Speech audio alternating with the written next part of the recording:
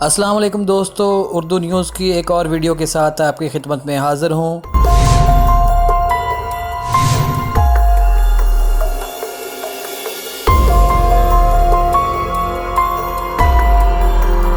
دوستو، کشمیر میں پاکستان اور ہندوستان کی توپوں کی گھن گرج۔ ہندوستان کسی بھی وقت پاکستان پر حملہ کر سکتا ہے۔ کروڑوں انسانوں کی زندگیاں داؤ پر لگ گئیں۔ دوستو، ہندوستان اور پاکستان کے درمیان ایک مرتبہ پھر جنگ کے بادل منڈلا رہے ہیں۔ اس سال 15 اگست کو ہندوستان پاکستان پر حملہ کر سکتا ہے۔ ہندوستان کے وزیر اعظم مودی اس وقت بھارتیہ جنتا پارٹی اور اس کے انتہا پسند ہندوؤں کے نرغے میں ہیں۔ انتہا پسند ہندو چاہتے ہیں کہ کشمیر کی خصوصی حیثیت ختم کی جائے۔ ہندوستان کے زیر قبضہ کشمیر میں مسلمانوں کی اکثریت ختم کر کے وہاں غیر مسلموں کو اکثریت دلانا ہے تاکہ کشمیر کی تحریک آزادی اور پاکستان کا موقف کمزور ہو، اور اگر کبھی آزادی کے لیے کشمیر میں ریفرنڈم کرانا بھی پڑے تو اس کا نتیجہ انڈیا کے حق میں آئے۔ انڈیا میں اعلیٰ حلقے یہ باتیں کر رہے ہیں کہ وزیر اعظم نریندر مودی 15 اگست کو پہلے نئی دلی میں ترنگا لہرائیں گے، اس کے بعد وہ کشمیر جائیں گے اور لال چوک پر بھی ترنگا لہرائیں گے۔ صرف ترنگا لہرانے کی خواہش پوری کرنے کے لیے خطے کے کروڑوں اور کشمیر کے لاکھوں لوگوں کی زندگیوں کو داؤ پر لگا دیا گیا ہے۔ ہندوستان نے جموں و کشمیر میں مزید 38,000 فوجی بھیج دیے ہیں، جبکہ لاکھوں فوجی پہلے ہی مقبوضہ کشمیر میں موجود ہیں۔ مقبوضہ جموں و کشمیر میں چنگاری بھڑک رہی ہے اور اس چنگاری میں تیل ڈالنے کا کام مودی سرکار کر رہی ہے۔ مقامی انتظامیہ نے لوگوں کو کہا ہے کہ وہ کم از کم 40 دن کا راشن جمع کر لیں۔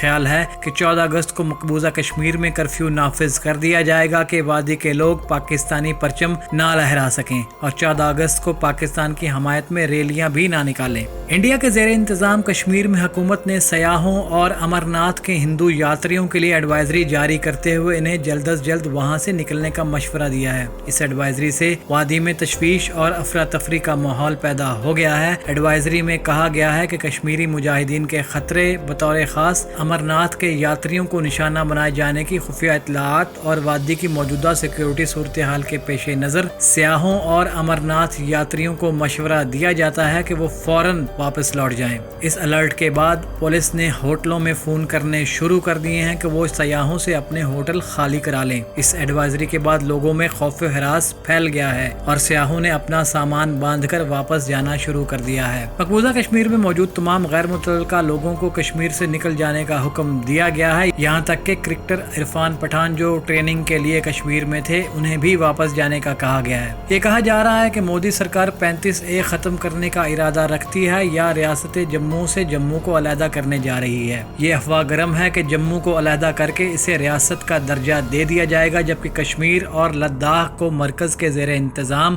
خطہ یونین ٹیریٹری بنا دیا جائے گا۔ کشمیر کے حریت پسند رہنماؤں کو گرفتار کر لیا گیا ہے۔ وادی میں گھر گھر تلاشی لی جا رہی ہے۔ روزانہ کئی بے گناہ نوجوانوں کو شہید کیا جا رہا ہے۔ عالمی برادری اور انسانی حقوق کی تنظیموں نے چپ سادھ رکھی ہے۔ پاکستان کا موقف ہے کہ وہ کسی بھی ایسے اقدام کا مخالف ہے جو انڈیا کے زیر قبضہ کشمیر کا آبادیاتی ڈھانچہ یا جموں اور کشمیر کی عالمی طور پر تسلیم شدہ متنازع حیثیت تبدیل کرے، کیونکہ اس سے خطے کا امن خطرے میں پڑ سکتا ہے۔ بھارتی فوج نے کشمیریوں کے خلاف کلسٹر بم بھی استعمال کرنے شروع کر دیے ہیں۔ کلسٹر بم اتنے خطرناک ہوتے ہیں کہ انہیں جنگوں میں بھی استعمال کرنے کی ممانعت ہے۔ وزیر اعظم عمران خان نے قومی سلامتی کے اہم اجلاس میں کشمیریوں کے خلاف کلسٹر بم استعمال کرنے اور مقبوضہ کشمیر کی کشیدہ صورتحال پر تشویش کا اظہار کیا ہے۔ دونوں ملکوں میں اہم اجلاس ہو رہے ہیں۔ خدشہ ہے کہ بھارت کسی بھی وقت پاکستان پر حملہ کر سکتا ہے۔ امریکی صدر ڈونلڈ ٹرمپ مسئلہ کشمیر حل کرنے کے لیے 2 مرتبہ ثالثی کی پیشکش کر چکے ہیں۔ ٹرمپ نے یہ انکشاف بھی کیا تھا کہ بھارتی وزیر اعظم مودی نے انہیں مسئلہ کشمیر حل کرنے کے لیے کہا ہے، لیکن ان کے اس بیان کے بعد بھارتی میڈیا نے امریکی صدر کے خلاف محاذ کھول دیا اور مودی سرکار اپنے بیان سے مکر گئی۔ इस वक्त मोदी सरकार मकबूजा कश्मीर से गैर कश्मीरियों को निकाल कर मुकामी मुसलमान आबादी की नस्ल कुशी के मंसूबे पर अमल कर रही है। इस साल 15 अगस्त बहुत अहम है। हिंदुस्तान दहशतगर्दी का बहाना बनाकर पाकिस्तान पर हमला कर सकता है, जबकि 14 अगस्त को कश्मीरी पूरी वादी में पाकिस्तानी परचम लहराने की तैयारियां कर रहे हैं। हम ये तो नहीं कहेंगे कि आप भी 40 दिन का राशन जखीरा कर लें, लेकिन ये जरूर कहेंगे कि हिंदुस्तान की जारहियत का मुकाबला करने के लिए होशियार रहें। दोस्तों, अगर आपको हमारी ये वीडियो पसंद आए तो इस वीडियो को लाइक और हमारे चैनल को सब्सक्राइब ज़रूर कीजिए और कमेंट बॉक्स में जाकर अपनी कीमती राय से हमें आगाह कीजिए। और हमारी अगली वीडियो आने तक आपका, मेरा और हम सबका अल्लाह हामी नासिर।